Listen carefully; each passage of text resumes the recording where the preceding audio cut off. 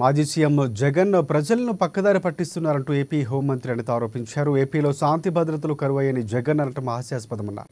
రాష్ట్రంలో రాష్ట్రపతి పాలన విధించాలని చెప్పడం విడ్డూరంగా ఉందంటూ అనిత ఫైర్ అయ్యారు. నా సాక్షి పేపర్ లో ఈ వెహికల్ గురించి మాట్లాడారు. జగన్మోహన్ రెడ్డికి ఇచ్చిన వెహికల్ గురించి. అసలు జగన్మోహన్ రెడ్డి అన్న వ్యక్తి ఈ రోజు పులివెందుల ఎమ్మెల్యే. కేవలం ఒక ఎక్స్ సీఎం గా ఉన్నందుకు గాను Z+ సెక్యూరిటీ ఇచ్చారు.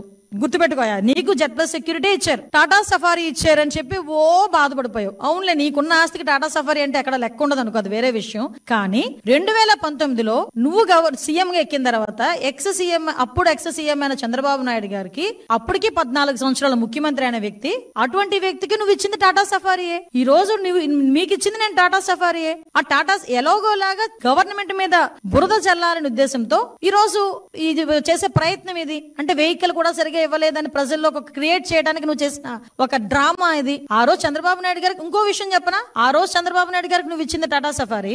ఈ రోజు కూడా ఒక సీఎం గా ఉన్న వ్యక్తి హైదరాబాద్ వెళ్ళినా, ఢిల్లీ వెళ్ళినా టాటా సఫారీ ఎక్కుతారు, బుల్లెట్ ప్రూఫ్ కారు. ఒక ఎక్స్ సీఎం గా నీకు ఒక bullet proof car Tata safari ఇచ్చారు. నీకు ఎక్కడ తక్కువ చేశారు? నీకు నచ్చలేదు. ఎందుకు నచ్చలేదు?